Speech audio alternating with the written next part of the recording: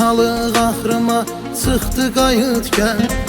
Qəm məni, həsrət məni yıxdı qayıtgən.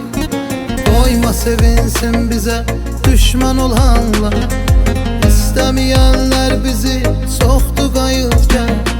Niyə bu yolda qalıbdı gözüm bilmirəm, harda xətrinə dəydi sözüm bilmirəm. Biz niyə ayrılmışıq şimdi günahkar, bəlkə günahkar mənəm özüm bilmirəm. De hardasan, hardasan başı bəlalım, gəl ki cavabsız qalıb xeyli sualım. Nə vaxtacan danışacam xəyallarınla, yoruldum, tükəndim, qalmadı halım.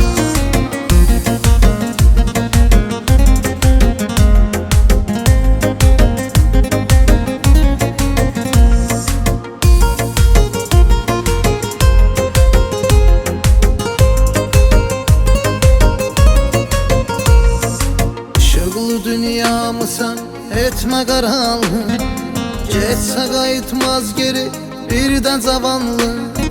Bəlkə rahatlıq tapar tək qalan aşıq, qəlbi onun vurmasa dursa bir anlıq. Dərdimi yazdım sana bu boş kağızda, qəmli qəmli səslənər hər bir ağızda. Göz yaşıma dözmədi göydə buludlar, bir ayrılıq yağmuru yağdı payızdan. De hardasan, hardasan başı bəlalım, gəl ki cavabsız qalıb xeyli sualım.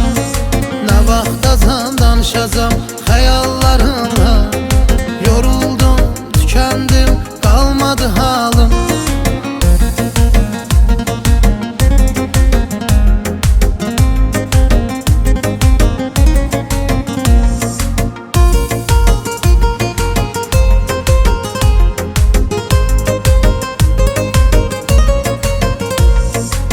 Hardasan, hardasan başı bəlalım, gəl ki cavab